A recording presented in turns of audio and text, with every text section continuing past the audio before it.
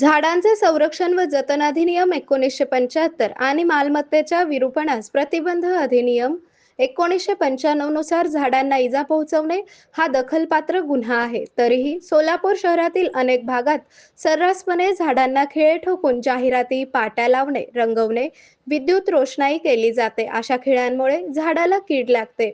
रोषणाईमुळे उष्णता वाढून झाडांच्या वाढीवर परिणाम होतो. तसेच पक्षी, कीटक यांच्या नैसर्गिक अधिवासाला धोका निर्माण होतो. लोकांच्या अशा कृत्यांमुळे निष्पाप वृक्षांना सुळाची शिक्षा आणि विद्युत वायरीमुळे पक्षी प्राण्यांना इजा झाल्यास यापुढे गुन्हे दाखल होण्याची शक्यता असून कायद्यात तशी तरतूद करण्यात आली आहे. वाढते शहरीकरण, रस्ते बांधणी किंवा शासनाच्या मोठमोठ्या प्रकल्पांसाठी मोठ्या प्रमाणावर होणारी वृक्षतोड तसेच शहरात अनेक वेळा बांधकामे करताना ही वर्षानुवर्ष जुनी असलेल्या झाडांची कत्तल केली जाते. त्यामुळे शहरांचे नैसर्गिक सौंदर्य हरवत चालले आहे.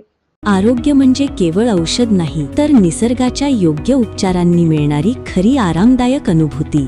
सोलापूरमध्ये निसर्गोपचाराचं विश्वासाचं नाव लिमये निसर्गोपचार केंद्र. इथे उपलब्ध आहेत विना औषध उपचार पद्धती, ॲक्युप्रेशर, ॲक्युपंक्चर, कपिंग आणि मसाज थेरपी. सर्व प्रकारच्या आजारांवर निसर्गाच्या माध्यमातून